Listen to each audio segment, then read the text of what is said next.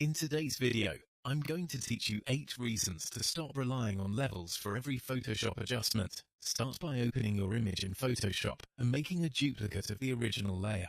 This gives you a clean reference point so you can compare your edits later and avoid losing track of what has changed. From there, instead of going straight to the regular menu adjustments, create a levels adjustment layer from the bottom of the layers panel. This is a better habit because adjustment layers stay editable and you can always come back, refine them, or remove them completely. The first reason to be careful with levels is that it can tempt you to push the black and white points too far. In the Properties panel, the black slider controls the darker tones, and the white slider controls the brighter ones. If you drag them in too aggressively, you can lose detail in the shadows or highlights, leaving parts of the image completely blocked up or blown out. The second reason is that levels can become too aggressive when adding contrast. Pulling both outer sliders inward increases tonal separation, but too much of that can make the image feel harsh, crunchy, and less natural than you intended. Third, levels gives you less flexibility than curves when you need detailed tonal control. Curves let you place multiple points and shape shadows, midtones, and highlights separately. That makes it a much more precise tool when you want to fine-tune the overall look instead of making broad changes.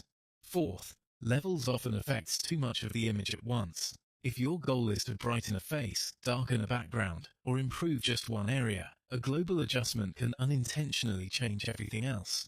In that case, use the adjustment layers mask and paint where you want the effect to appear. Fifth, levels is not always the right tool for recovering detail. If part of the image is already pure black or pure white, that missing information usually cannot be rebuilt just by moving sliders. For difficult images, it is better to work carefully from the original data and use tools better suited for balancing shadows and highlights. Sixth, levels can make color problems worse. If you switch from RGB to the individual red, green, or blue channels, you are also changing color balance. That can help fix a color cast, but it can also create unwanted shifts if you are not careful. Seventh, stacking multiple strong levels adjustments can make your workflow messy. It helps to pause and ask what the image actually needs, whether that is contrast, brightness, deeper shadows, or color correction, and then choose the right tool. And eighth, levels can become a habit instead of a decision. Before adjusting anything, study the image and decide what needs to change. Use curves for precision, brightness and contrast for simple global changes, and masks for local corrections. Finally, toggle the levels layer on and off and compare the before and after.